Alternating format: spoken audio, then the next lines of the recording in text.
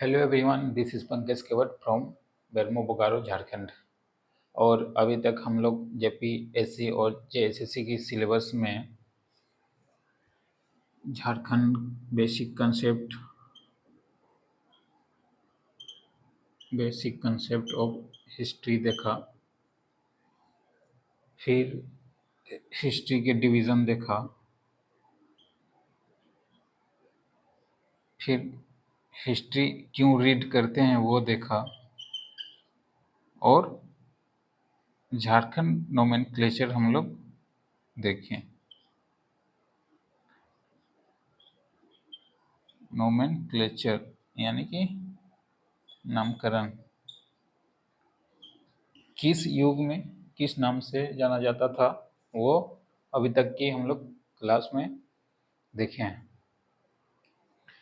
तो अगला जो हमारा मुख्य रूप से टॉपिक रहेगा वो झारखंड प्रागैतिहासिक काल में कैसे था, क्या था, कैसी स्थिति थी, ये अभी हम लोग टॉपिक डिस्कशन करेंगे। तो चलिए चलते हैं झारखंड के प्रागैतिहासिक काल में।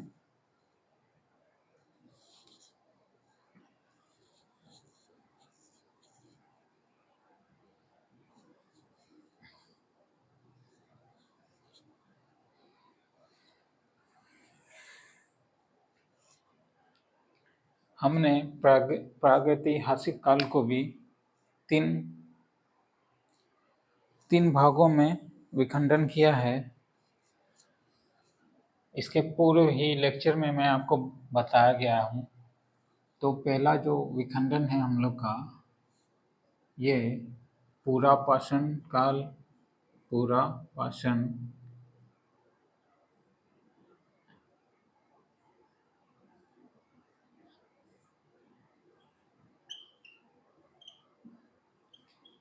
पुरापाषाण या पुरापाषाण कालीन इतिहास, फिर ये मध्यपाषाण,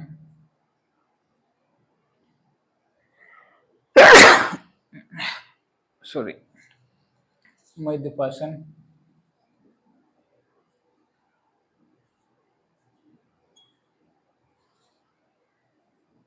फिर ये हमारा नवपाषाण।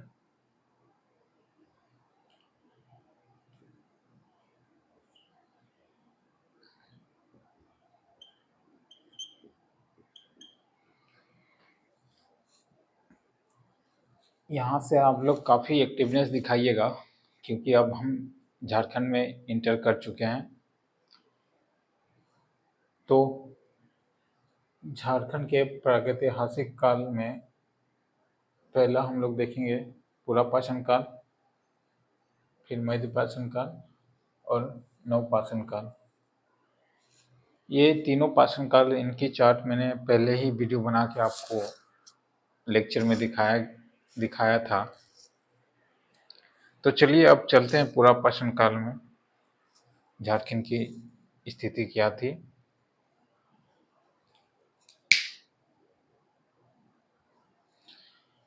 इसमें नोटिस कीजिएगा, नवपाषाण में भी हम लोग इसको डिवाइड किया गया है, डिवीजन किया गया है, जिसमें कि ताम्रपाषाण आता है,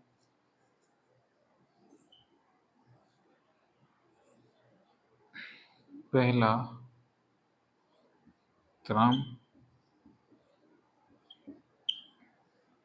ताम्रपाषाण आता है जिसमें कि तांबे की खोज हुई थी। फिर कांस्य पाषाण आता है, कांस्य यानी कि ब्रोंज, कांस्य पाषाण आता है। फिर लास्ट में लौह पाषाण आता है, लौह यानी कि लोहा। आई थिंक कैमरे में कैप्चर हो जाना चाहिए, अगर नहीं होगा तो आप लोग लिख लीजिएगा लौह पाषाण।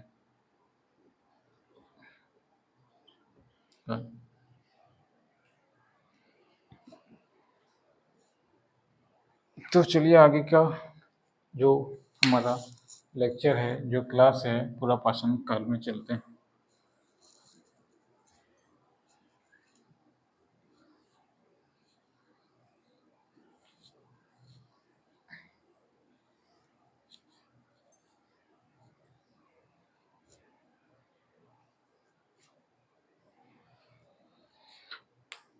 पूरा शासन काल में झारखंड की क्या स्थिति थी, मैंने पहले ही बताया था। इसमें अखेट देखा गया था। अखेट का मतलब शिकारी देखा गया था। फिर इसमें खेतीबाड़ी की डिस्कशन हुई थी। फिर इसमें पशुपालन का भी डिस्कशन आया था और कुत्ते का भी शायद जिक्र आया था इसमें। तो अभी हम लोग कुछ 4-5 पॉइंट जो देखेंगे पूरा शासन काल में, मैं लिख देता हूँ वीडियो पॉज करके।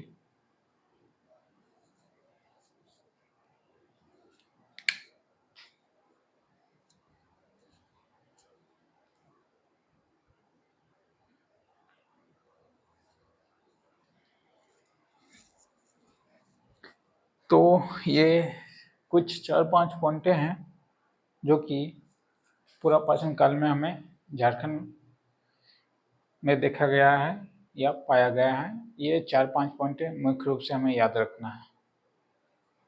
क्वेश्चन यहाँ से भी बनते हैं कि लोहा के औजार, अगर हम लोग यहाँ से बनाएं या फिर बनते हैं कि बोलेंगे कि पत्थर के औजार या फिर लोह के औजार कहाँ पे देखे गए हैं, तो फिर आपको आंसर पढ़ा हुआ होगा तो जाहिर सी बात है आप पुराना शासन काल ही मार के आइएगा। पत्थर के औजार, लोह के औजार नहीं, लोह के औजार हम लोग प्राचीन में देखेंगे। प्राचीन यानी कि नवपाषाण काल के युग में। नवपाषाण में हम लोग तीन तीन डिवीजन उसमें भी किए थे, ताम्रपाषाण, लौहपाषाण और कांस्यपाषाण यानी कि ब्रॉन्ज। तो उसमें हम लोग लोह को डिस्कशन करेंगे। अभी तक लोहा का यहाँ उल्लेख नहीं आया है। पत्थर के औजार उल्लेख आए हैं। तो चलिए चलते हैं। पहला पॉइंट है हम लोग का, इसकी जो कालक्रम है ये मैंने पहले भी डिस्कशन कर चुका हूँ, याद रखिएगा। इसकी जो कालक्रम है 25 लाख ईसा पूर्व से 10,000 ईसा पूर्व तक। 25 लाख ईसा पूर्व से 10,000 पूर्व तक। उसके बाद अखेट, ये मैंने बताया था। फिर आग की खोज हो चुकी थी जो कि झारखंड में भी देखने को मिला था ये। और पूरा पाषाण काल के जो अवशेष मिले हैं वो कहाँ कहाँ मिले हैं, कहाँ कहाँ देखा गया था, वो पहला हजारीबाग, फिर बोकारो, रांची, देवघर, पश्चिमी और पूर्वी सिंहभूम में इनके अवशेष मिले हैं या फिर देखा गया है। एक वर्ड आता है अवशेष। ये अवशेष किसको बोलते हैं? अवशेष मतलब कोई पुरानी वस्तु जो समय के साथ बचा रहे। आप इसे वन लाइनर में देख सकते हैं। अवशेष मतलब जो पुरानी वस्तु समय के साथ बचा रहे उसे हम लोग अवशेष बोलते हैं। और 5वां पॉइंट जो है पत्थर के औजार, यानी कि पत्थर के औजार। ये पत्थर के औजार कहाँ कहाँ पाए गए हैं? सर्वप्रथम हजारीबाग के डिस्ट्रिक्ट में पत्थर के औजार पाए गए हैं। एक क्वेश्चन यहाँ से बनता है कि पत्थर के औजार सर्वप्रथम कहाँ से मिले हैं, कहाँ से अवशेष मिले हैं? तो राइट आंसर हजारीबाग डिस्ट्रिक्ट से पत्थर के औजार के अवशेष मिले हैं। एनसीईआरटी बुक में ये पत्थर के औजार की पिक्चर दी गई है। क्योंकि ये मार्कर बोर्ड है, अगर डिजिटल बोर्ड होता तो मैं आपको दिखा भी सकता था। तो आप कभी एनसीईआरटी के किताबों को उलटिएगा, आपको मिल जाएंगे इसकी फोटो। अच्छा, एक बात और, जब पत्थर के औजार आदि मानव लोग बना लिए थे, तो इससे कंसेप्ट भी आता है कि भाई आग भी बना लिए होंगे। आग यानी कि जब पत्थर बना लिए हैं तो आग भी बना लिए होंगे, क्योंकि पत्थर से ही तो चिंगारी लगती है और चिंगारी से ही आग लगती है। तो ये एक कंसेप्ट हो गया, हमें याद करने का तरीका हो गया कि पुरापाषाण काल में पत्थर आया तो आग भी आया। एक पॉइंट यहाँ हम लोग का मुख्य रूप से याद हो गया। बस 4 ही 5 पॉइंट ही देखना है झारखंड के इतिहास में पुरापाषाण काल को लेके। फिर अब हम लोग चलेंगे मध्यपाषाण काल में। मध्यपाषाण में काल में क्या क्या अवशेष और क्या थे झारखंड, वो देखेंगे। मैं वीडियो को फिर से पॉज करता हूँ।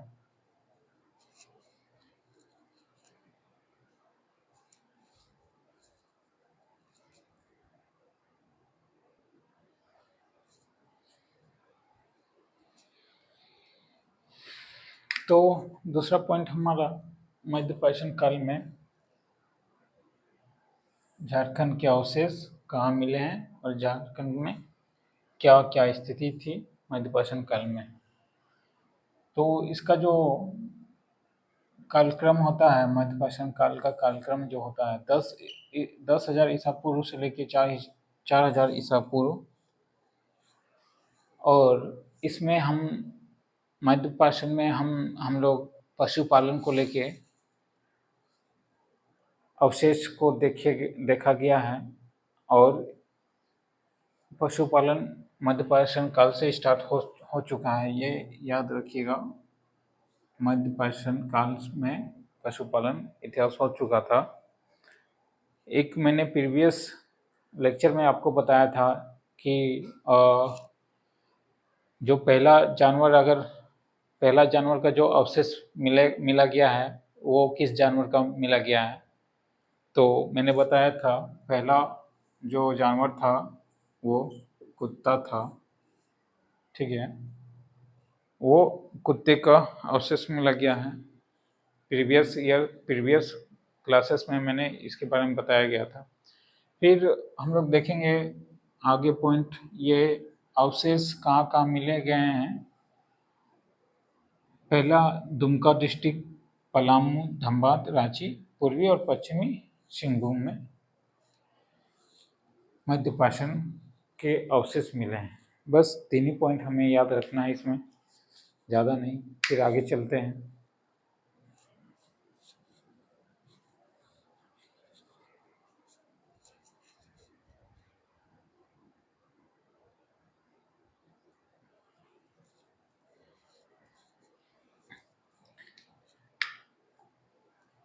तो हम लोग नवपाषाण काल में झारखंड की ओर देखते हैं, तो इसका जो कार्यकाल रहता है वो 10,000 ईसा पूर्व से 1,000 ईसा पूर्व तक नवपाषाण काल के कालक्रम देखा गया है झारखंड में। अब इसमें कृषि की जो उत्पन्न यानी कि खेती बाड़ी की जो कला थी, ये इसमें देखने को मिला है। यानी कि यहाँ के इस समय के काल में लोगों ने खेती बाड़ी करना चालू कर दिया था। खेती बाड़ी जो कि देखने को मिला गया है। और दूसरी बात यह है कि इसमें इस काल में कुंभकारी यानी कि जो मिट्टी के बर्तन होते हैं, मिट्टी के जो भी घड़ा या फिर जो भी वस्तुएं बनती है, वो इसी युग में, इसी काल में देखा गया है। और जो भी मिट्टी के उपयोगी बर्तन होते हैं, इसी में देखा गया है। फिर इसके अवशेष कहाँ मिले हैं? अवशेष हमें इसके पहला रांची, दूसरा लोहरदगा और पूर्वी एंड पश्चिमी सिंहभूम अवशेष मिले हैं।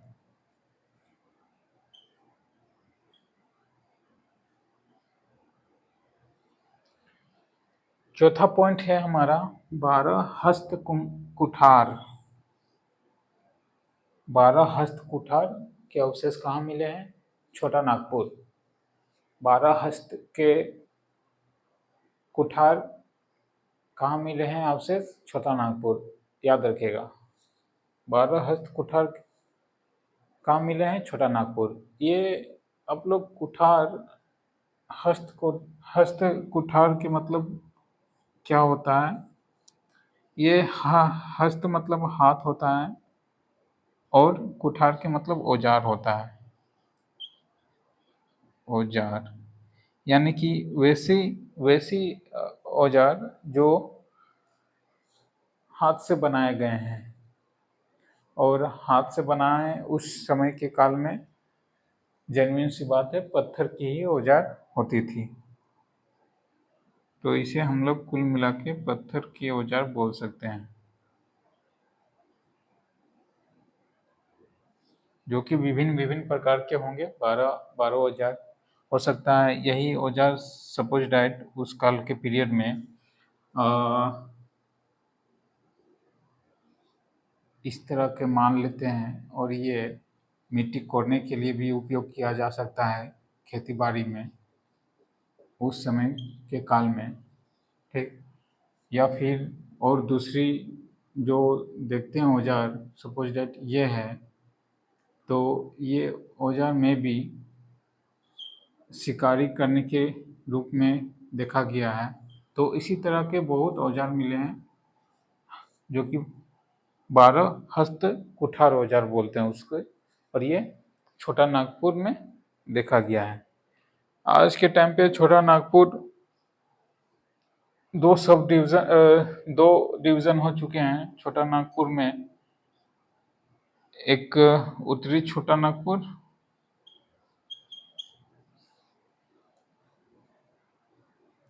और दक्षिणी छोटा नागपुर।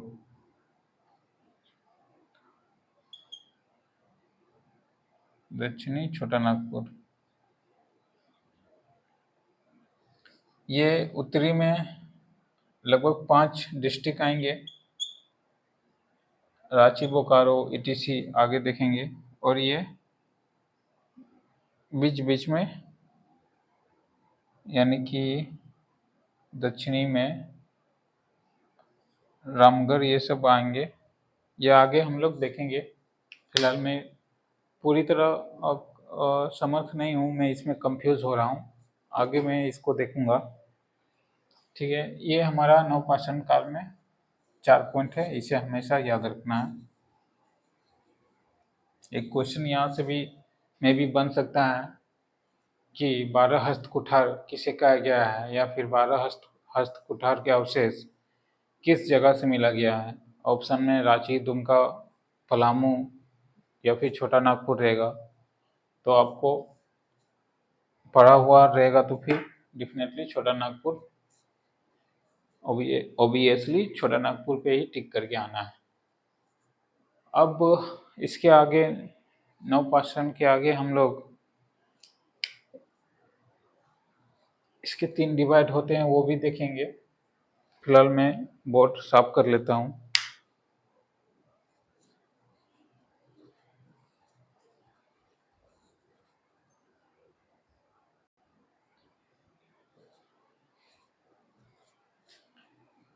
तो ये हमारा नेक्स्ट टॉपिक नवपाषाण काल में, इसको भी हमने 3 विखंडन किए हैं, जिसमें कि ताम्रपाषाण यानी कि यानी कि तांबा का काल, दूसरा कांस्य युग, इसमें कांसा जिसको ब्रोंज बोलते हैं इंग्लिश में, ब्रोंज, और तीसरा लोह युग यानी कि आयरन। ये 3 डिवीजन हम लोग ने नवपाषाण काल को किए हैं। तो नवपाषाण काल में पहला जो ताम्रपाषाण काल आता है, इसमें क्वेश्चन हमें देखने को बहुत मिलते हैं। क्वेश्चन ऐसा रहेगा कि किस क्षेत्र में तांबे की सर्वप्रथम अंश को देखा गया है, या फिर क्वेश्चन ऐसा दे देगा कि तांबे की खोज किस युग में हो चुकी थी। तो आंसर जो होगा वो त्रमपाषाण काल में तांबे की खोज हो गई थी। और सर्वप्रथम ये किस जगह पे हुई थी, तो सिंहभूम के क्षेत्र में ये देखने को मिला है। और तीसरा पॉइंट ये है कि ये जो असुर है, असुर, बिरजिया और बिरहोर, ये 3 ऐसे जनजाति लोग थे जो कि त्रमपाषाण के युग में अपनी कला दिखाते थे। यानी कि तांबा से जो भी निर्मित वस्तुएं होती थी, ये इन्हीं लोग का काम होता था। इन्हीं लोग की कला से तांबे की औजारें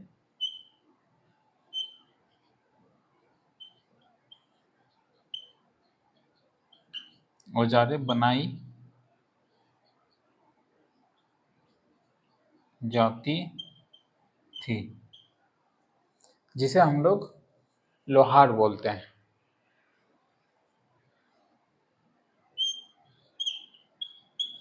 लोहार। फिर इसी युग में हमें तांबे की कुल्हाड़ी नजर आई थी, क्योंकि उस समय तो आयरन या फिर ब्रॉन्ज नहीं था, तो उस समय के लोग ने ही तांबे की ही कुल्हाड़ी बना दी थी।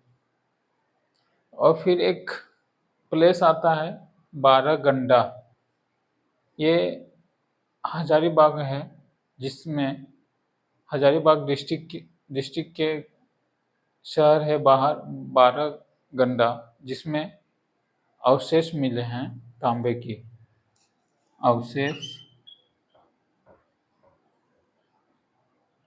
अवशेष मिले हैं तांबे की।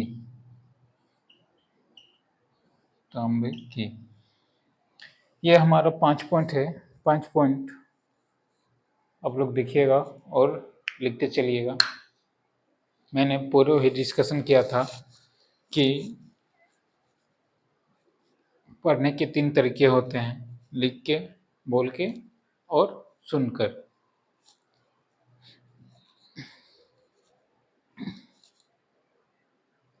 फिर हम लोग दूसरी युग में आते हैं। दूसरा युग जो है हमारा कांस्य युग, यानी कि ब्रोंज का युग। इसमें ब्रोंज का उत्पन्न हो गया था। ब्रोंज की वस्तुएं बनाना सीख गए थे, जो कि असुर जनजाति के लोग बनाते थे। और ये छोटा नागपुर में अवशेष मिले हैं। छोटा नागपुर के शहर में इनके अवशेष मिले हैं।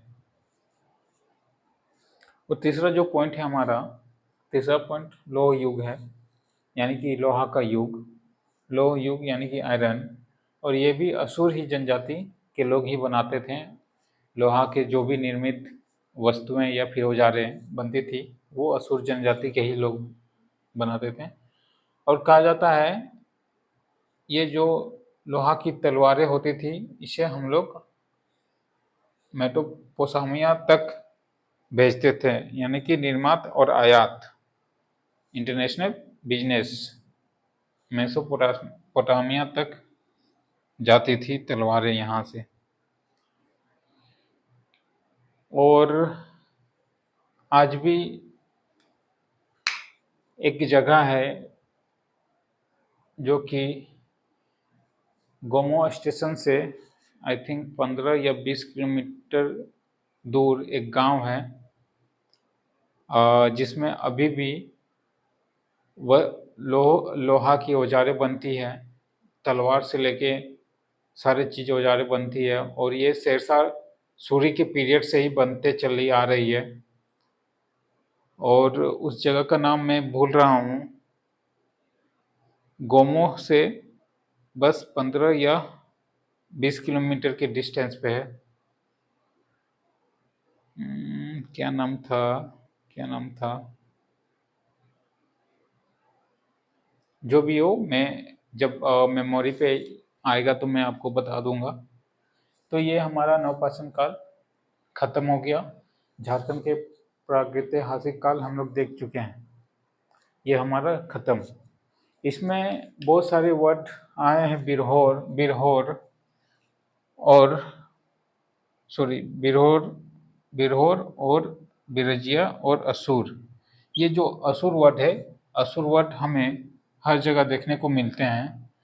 तो ये असुर वर्ड जनजाति होते हैं, जो कि अभी मैं टॉपिक इसमें डिस्कस करता हूँ कि कितने जनजाति झारखंड में पाए गए हैं और कितने जनजाति ऑन द प्रेजेंट हैं।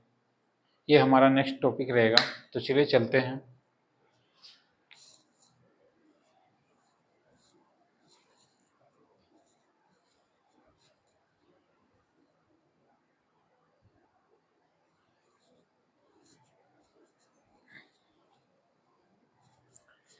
तो हम लोग जनजाति देखेंगे कि झारखंड की कितने जनजाति हैं और आदिम जनजाति कितने हैं, और झारखंड में कैसे ये जनजाति आए और कहाँ से आए। हमने एक असुर वर्ड का नाम प्रयोग किया था कि असुर क्या होता है। असुर यानी कि असुर एक जाति है जो कि सिंधु सभ्यता से चलती आ रही है, यानी कि उसे हम लोग सिंधु सभ्यता में देखने को मिला है, या फिर सिंधु सभ्यता से देखने आ रही है वो असुर जनजाति। ये मोहनजोदारो के शहर में देखा गया है। तो चलिए चलते हैं। पहला कि अनुसूचित जनजाति झारखंड में टोटल 32 अनुसूचित जनजाति है, और इसी में से हमारा आदिम जाति 8 देखा गया है। 8 आदिम जाति पाए जाते हैं झारखंड में, या फिर देखा गया है। ये तो अनुसूचित जनजाति हो गया, आदिम जाति हो गया। अब हमारा रहा कि झारखंड में इन लोगों का प्रवेश कैसे हुआ। झारखंड में इन लोगों का प्रवेश कैसे हुआ, यानी कि नेक्स्ट टॉपिक है आदिवासियों, आदिवासियों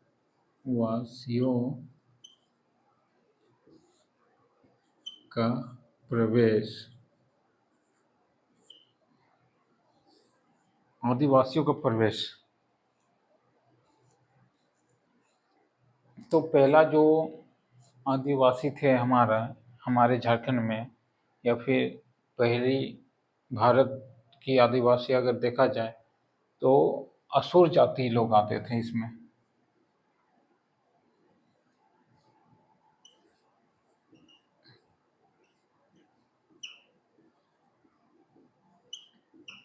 असुर जाति के लोग, यानी कि असुर जाति।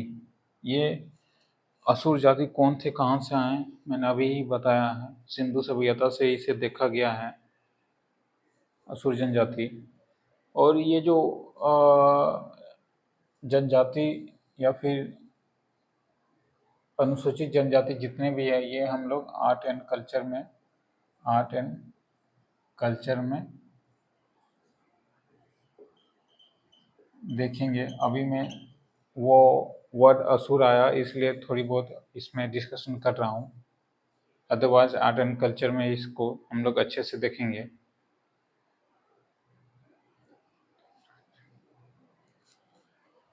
इसके बाद इसकी थोड़ी बहुत बात कर लेते हैं। ये सिंधु सभ्यता से देखने से, सिंधु सभ्यता से देखने से सिंधु सभ्यता से में देखने को मिल रही है। और ये कौन से इतिहासकार ने देखा गया है, तो इसे बनर्जी एवं शास्त्री इतिहासकारों ने सिंधु सभ्यता से अवशेष लेके असुर जनजाति को सिद्ध किया है? बनर्जी और शास्त्री। बनर्जी प्लस शास्त्री, ये दोनों इतिहासकार हैं और इनकी जो मुख्य काम होती थी ये लोहार की काम होती थी।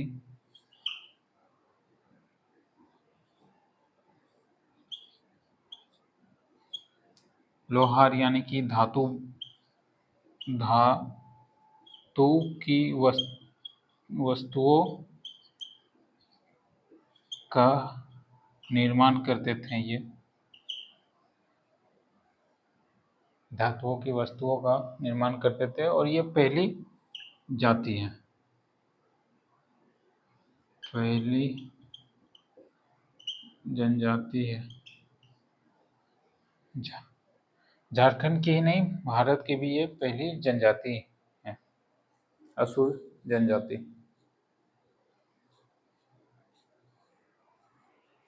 तो दूसरा अब हमारा दूसरा असुर जनजाति के बाद दूसरा जो जनजाति आती है वो बिरजिया जनजाति आती है।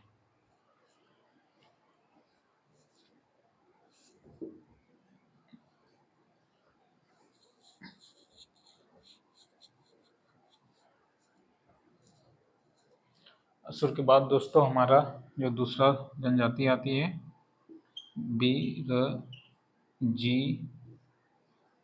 बिरजिया जनजाति आती है। फिर इसके बाद बिरहोर जनजाति आती है। बिरहोर के बाद मुंडा जनजाति आती है। फिर मुंडा के बाद हो जनजाति आती है।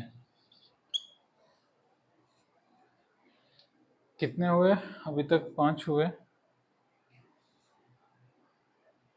फिर एक खड़िया जनजाति है, छठा खड़िया जनजाति है। ये भी झारखंड में प्रवेश करते हैं। खड़िए का बाद कोरवा जनजाति आती है।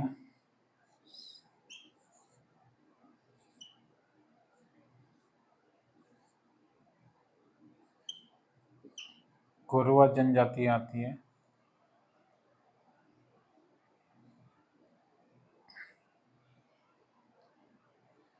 कोरवा के बाद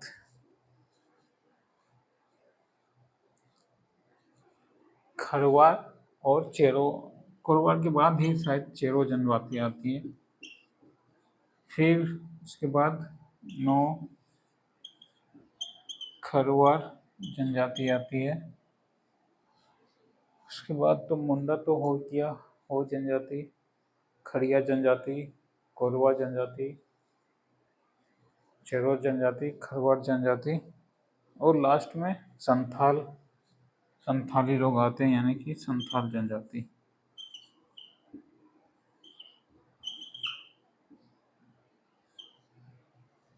संथाल जनजाति, ये सब आप नोट कर लीजिएगा ताकि याद रहे। फिर आर्ट एंड कल्चर में इसे हम लोग पूरी तरह से डिस्क्राइब करके देखेंगे। इनकी काम देखेंगे, काम क्या है। फिर इनकी कला देखेंगे, खान पान देखेंगे। फिर इनके पूजा स्थल देखेंगे। फिर जीवन शैली देखेंगे और भी आगे आगे इन सभी के चीज़ें यानी कि टोटल 32 जनजाति को हम लोग आगे art and culture of Jharkhand में पढ़ेंगे। फिलहाल ये आदिवासियों का प्रवेश हुआ था स्टार्टिंग में, जो कि झारखंड से रिलेटेड है। और सबसे पहला जो आदिवासी थे ये वो असुर जनजाति थे। ये बंगाल, झारखंड और उड़ीसा में विशेष रूप से पाए जाते हैं। और क्वेश्चन में भी ज़्यादातर असुर जनजाति से ही क्वेश्चन देखने को मिला गया है और दिया जाता है।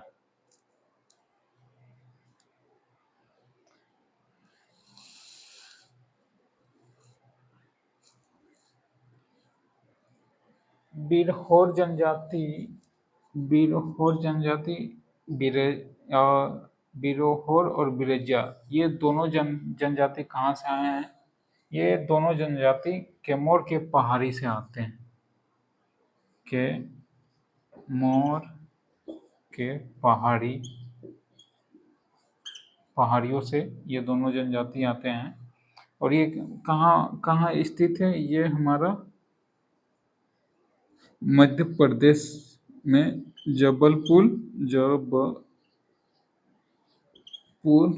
जबलपुर डिस्ट्रिक्ट में स्थित है। वहाँ से इन लोग झारखंड प्रवेश किए हैं।